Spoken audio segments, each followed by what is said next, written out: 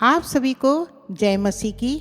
आज का मेरा विषय है अवसर को बहुमूल्य समझो क्योंकि दिन बुरे हैं। आइए कुछ बातों को हम देखेंगे आज। सबोपदेशक 3:1 में लिखा है, हर बात का एक अवसर और प्रत्येक काम का जो आकाश के नीचे होता है एक समय है। हाँ मेरे प्रियो, हर एक बात का एक अवसर होता है और प्रत्येक काम का जो आकाश के नीचे होता है एक समय है। ये अवसर और समय हमें प्रभु ने दिया है। अगर आत्मिक रूप से हम देखें तो ये समय और अवसर प्रभु ने हमें और आपको दिया है। इफिसियों 5:16 अगर पढ़ें तो इसमें लिखा है, अवसर को बहुमूल्य समझो क्योंकि दिन बुरे हैं। हाँ मेरे प्रियो, अवसर को बहुमूल्य समझो। इसको बहुमूल्य समझना है। क्यों? क्योंकि दिन बुरे हैं। क्यों कहा गया है दिन बुरे हैं? आज का समय हम देखते हैं, बहुत सारी चुनौतियों को हम देखते हैं और मनुष्य का ध्यान परमेश्वर से दूर होता चला आ रहा है। दूसरा तीमुथियुस 3:1 में अगर हम पढ़े तो इसमें लिखा है, पर यह स्मरण रख कि अंतिम दिनों में कठिन समय आएंगे। अंतिम दिनों में क्या आएंगे? कठिन समय। इसके आगे को अगर हम पढ़ेंगे, इसमें बहुत सारे चीज लिखा हुआ है, क्योंकि मनुष्य स्वार्थी, लोभी, डिंग मार, बहुत सारी बातें हैं और परमेश्वर के नहीं वरन सुख विलासी के चाहने वाले होंगे। ये बहुत सारी बातें लिखी हुई है।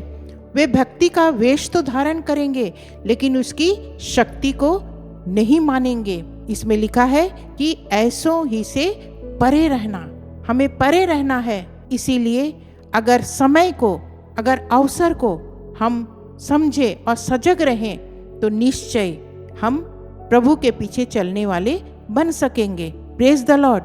बुद्धिमानों की चाल क्या है? इफिसियों 5:15 में लिखा है, इसलिए ध्यान से देखो कि कैसी चाल चलते हो, निर्बुद्धियों के समान नहीं पर बुद्धिमानों के समान चलो। हमें कैसे चलना है? बुद्धिमानों के समान चलना है, निर्बुद्धि की तरह नहीं चलना है। बुद्धिमान किसको कहा गया है? भजन संहिता 90:12 में लिखा है, हमको अपने दिन गिनने की समझ दे कि हम बुद्धिमान हो जाएं। हाँ मेरे प्रियो, भजनकार यहाँ कहता है कि हमको अपने दिन गिनने की समझ दे कि हम बुद्धिमान हो जाएं। अगर बुद्धि पाना है तो हमें दिन गिनने की समझ को रखना है और प्रभु से मांगना है। Praise the Lord. अवसर को बहुमूल्य समझने के कुछ तरीके हैं। क्या तरीके हैं? प्रार्थना में हमें सजग रहना है। सबसे पहले हमें प्रार्थना में सजग रहना है। वचन का हमेशा हमें मनन करते रहना है। ऐसा नहीं कि एक बार हम पढ़े खत्म हो गया, नहीं, हमें उसका मनन करते रहना है और प्रभु के संगति में बने रहना है। जिसके पास वचन की कमी है हमें उनको समझाना है, हमें सिखाना है। और आगे है कि हम गवाही के द्वारा हम दूसरों को हम प्रभु का वचन बांट सकते हैं। Praise the Lord. जब हम गवाही दूसरों को बताएंगे तो निश्चय अगले व्यक्ति को उससे आशीष मिलेगी कि प्रभु ने अगर आपके जीवन में ये काम किया तो निश्चय हमारे जीवन में भी वही प्रभु कर सकता है। Praise the Lord. मेरे प्रिय भाइयों और बहनों, अवसर को बहुमूल्य समझो क्योंकि दिन बुरे हैं। बाइबल में एक दृष्टांत के रूप में मैं आपको ले चलती हूँ। लूका 14:15-24 में पाया जाता है, उसके साथ भोजन करने वालों में से एक ने ये बातें सुनकर उससे कहा, धन्य है वह जो परमेश्वर के राज में रोटी खाएगा। उसने उससे कहा कि किसी मनुष्य ने बड़ा भोज दिया और बहुतों को बुलाया। जब भोजन तैयार हो गया तो उसने अपने दास के हाथ आमंत्रित लोगों को कहला भेजा कि आओ अब भोजन तैयार है। पर वे सब के सब क्षमा मांगने लगे। पहले ने उससे कहा, मैंने खेत मोल लिया है और अवश्य है कि उसे देखूं। मैं तुझसे विनती करता हूँ, मुझे क्षमा कर दे। दूसरे ने कहा, मैंने 5 जोड़े बैल मोल लिए हैं और उन्हें परखने जाता हूँ। मैं तुझसे विनती करता हूँ, मुझे क्षमा कर दे। एक और ने कहा, मैंने विवाह किया है इसलिए मैं नहीं आ सकता। उस दास ने आकर अपने स्वामी को ये सारी बातें कह सुनाई। तब घर के स्वामी ने क्रोध में आकर अपने दास से कहा, नगर के बाजारों और गलियों में तुरंत जाकर कंगालों, ढूंढों, लंगड़ों और अंधों को यहाँ ले आओ। दास ने फिर कहा, हे स्वामी, जैसा तूने कहा था वैसा ही किया, और फिर भी जगह है। स्वामी ने दास से कहा, सड़कों पर और बाड़ों की ओर जा और लोगों को विवश करके ले आ, ताकि मेरा घर भर जाए, क्योंकि मैं तुमसे कहता हूँ कि उन आमंत्रित लोगों में से कोई मेरे भोज को ना चखेगा। मेरे प्रिय भाई बहनों, आज इस दृष्टांत से प्रभु हमें और आपको एक और मौका देता है कि समय का सदुपयोग करो। उनको अवसर मिला था, भोज में बुलाया गया था, लेकिन सबने अपने अपने बहाने से, अपने अपने तरीके से बहाने किए और कहता है कि हमारे पास समय नहीं है। और लास्ट में उसने यही कहा कि सबको बाहर से, जो बाजारों में है, गली चौकों में है, उनको ले आओ ताकि मेरा घर भरा रहे। हाँ मेरे प्रियो, इसके 24 में यही लिखा है कि आमंत्रित लोगों में से कोई मेरे भोजन को ना चखेगा। क्यों? क्योंकि जिसको उन्होंने आमंत्रित किया था वे कोई भी नहीं आ पाए, लेकिन अंत में जब कोई नहीं आए तब बाहर के लोगों को उन्होंने कहा कि उनको बुलाओ, और स्वामी ने कहा कि बाहर के लोगों को बुलाओ और वे मेरे भवन में आएंगे, मेरे साथ भोजन करेंगे। आज मैं और आप जब इस दृष्टांत को फिर से सुन रहे हैं, पढ़ रहे हैं और जान रहे हैं, प्रभु हमें सिखाना चाहता है। हमारे हर एक के जीवन में एक एक कॉलिंग है।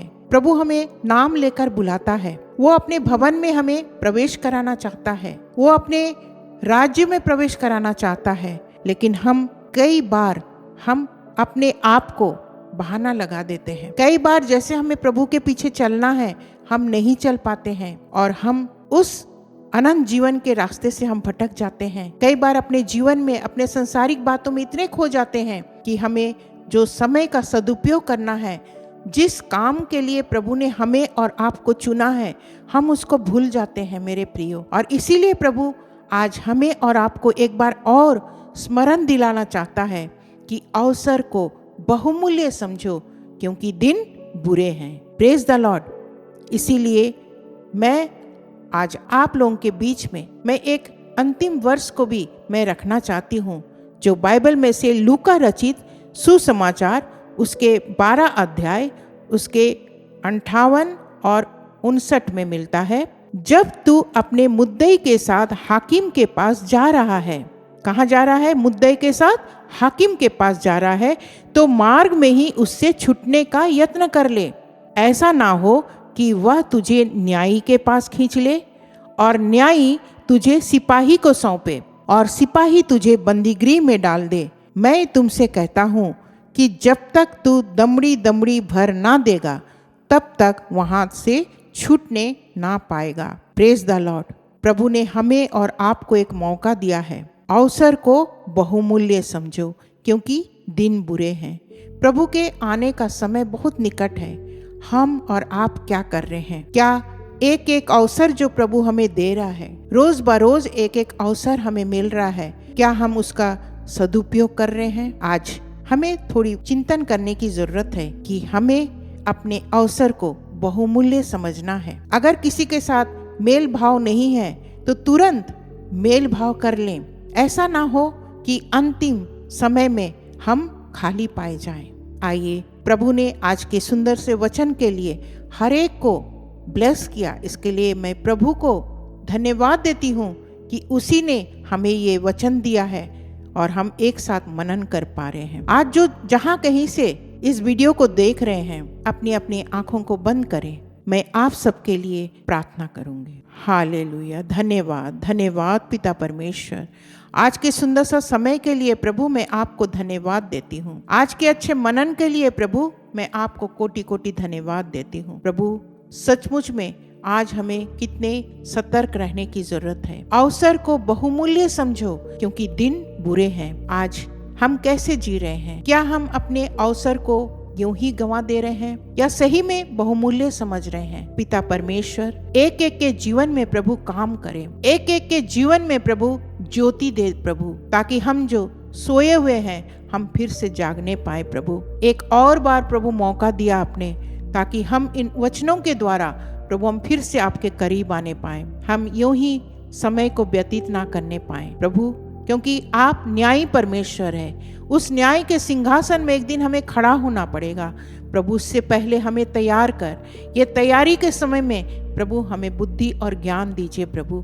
ताकि हम इन रास्तों से भटक ना जाए, लेकिन प्रभु हम आपके पीछे चलते रहें प्रभु। एक एक जन को आपने ब्लेस किया प्रभु, मैं आपको कोटि कोटि धन्यवाद देती हूँ।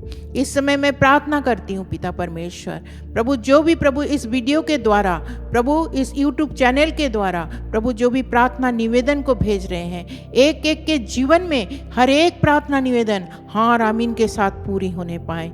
हाँ पिता परमेश्वर, आज एक एक जन जानने पाए कि अवसर को हमें कैसे उपयोग करना है।